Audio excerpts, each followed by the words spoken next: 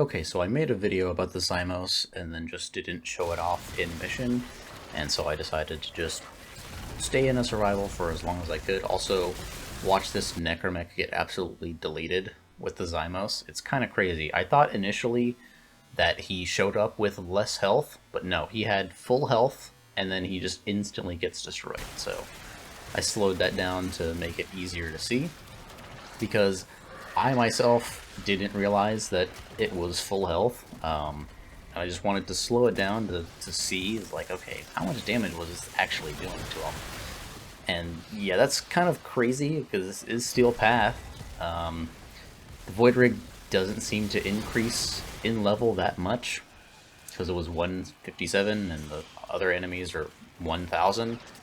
But still, even just normally, those things are pretty tanky. So that's kind of crazy. I really was not expecting that.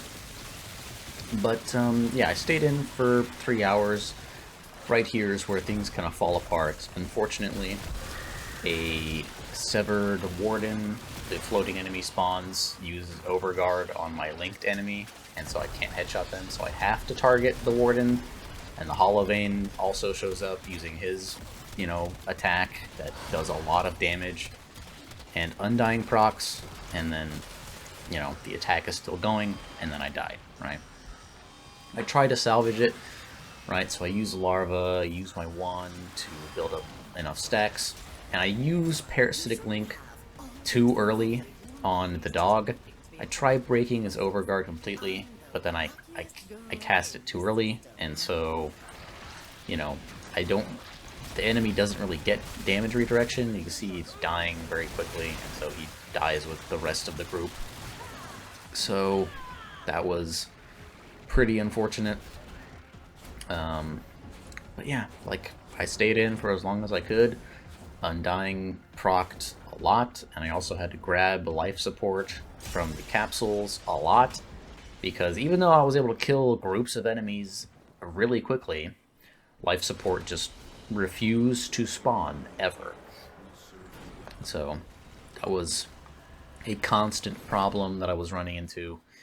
And pacing your shots helped a little bit. Like, if you shoot a little bit slowly, like, it seemed to make life support spawn more frequently, but also that's just really annoying to have to do.